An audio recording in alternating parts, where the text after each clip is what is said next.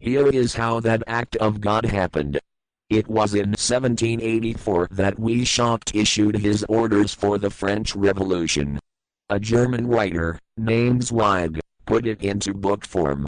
It contained the entire Illuminati story and Weishaupt's plans. A copy of this book was sent to the Illuminists in France headed by Robespierre, whom Weishaupt had delegated to foment the French Revolution.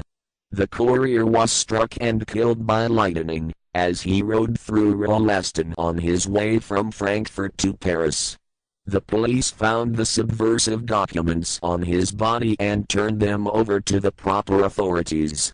After a careful study of the plot, the Bavarian government ordered the police to raid Weishaupt's newly organized lodges of the Grand Orient and the homes of his most influential associates. All additional evidence thus discovered convinced the authorities that the documents were genuine copies of the conspiracy by which the Illuminati planned to use wars and revolutions to bring about the establishment of a one-world government, the powers of which they, headed by the Rothschilds, intended to usurp as soon as it was established, exactly in line with the United Nations plot of today. In 1785, the Bavarian government outlawed the Illuminati and closed the lodges of the Grand Orient. In 1786, they published all the details of the conspiracy. The English title of that publication is, The Original Writings of the Order and the Sect of the Illuminati. Copies of the entire conspiracy were sent to all the heads of church and state in Europe. But the power of the Illuminati, which was actually the power of the Rothschilds, was so great that this warning was ignored. Nevertheless, the Illuminati became a dirty word and it went underground. At the same time, Weishaupt ordered Illuminists to infiltrate into the lodges of Blue Masonry and form their own secret societies within all secret societies. Only Masons who proved themselves internationalists and those whose conduct proved they had defected from God were initiated into the Illuminati. Thenceforth, the conspirators donned the cloak of philanthropy and humanitarianism to conceal their revolutionary and subversive activities. In order to infiltrate into Masonic lodges in Britain, Weishaupt invited John Robison over to Europe. Robison was a high-degree Mason in the Scottish Rite. He was a professor of natural philosophy at Edinburgh University and secretary of the Royal Society of Edinburgh.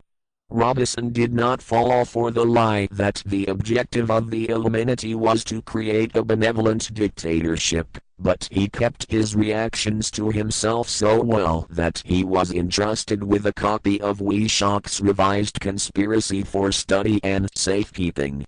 Anyway, because the heads of state and church in France were deluded into ignoring the warnings given them, the revolution broke out in 1789, as scheduled by Weishaupt. In order to alert other governments to their danger, in 1798, Robison published a book entitled, Proof of a Conspiracy to Destroy All Governments and Religions, but his warnings were ignored exactly, as our American people have been ignoring all warnings about the United Nations and the Council on Foreign Relations (CFR). Now here is something that will stun and very likely outrage many who hear this. But there is documentary proof that our own Thomas Jefferson and Alexander Hamilton became students of Weishaupt. Jefferson was one of Weishaupt's strongest defenders when he was outlawed by his government, and it was Jefferson who infiltrated the Illuminati into the then newly organized lodges of the Scottish Rite in New England. Here is the proof.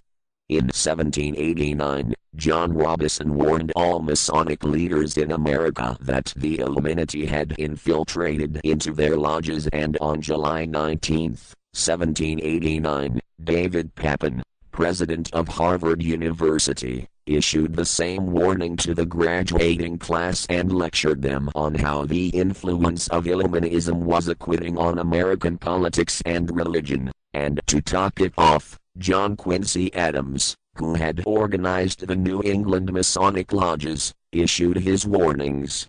He wrote 3 letters to Colonel William L. Stone, a top Mason, in which he exposed how Jefferson was using Masonic lodges for subversive Illuministic purposes. Those 3 letters are at this very time in Wittenberg Square Library in Philadelphia. In short, Jefferson, founder of the Democratic Party, was a member of the Illuminati, which at least partly accounts for the condition of the party at this time, and through infiltration of the Republican Party, we have exactly nothing of loyal Americanism today. That disastrous rebuff at the Congress of Vienna created by the Tsar of Russia did not by any means destroy the Illuminati conspiracy. It merely forced them to adopt a new strategy, realizing that the one world idea was, for the moment, killed.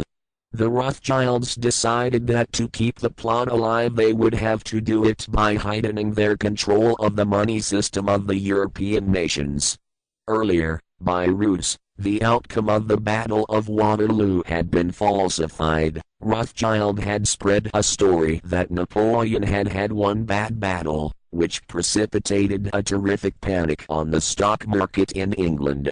All stocks had plummeted down to practically zero, and Nathan Rothschild bought all the stocks for virtually a penny on its dollar values.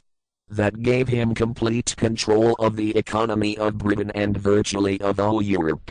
So, immediately after that Congress in Vienna had boomeranged, Rothschild had forced Britain to set up a new Bank of England, over which he had absolute control, exactly as later through Jacob Schiff, he engineered our own Federal Reserve Act, which gave the House of Rothschild a secret control of the economy in the United States. But now, for a moment, let's dwell on the activities of the Illuminati in the United States.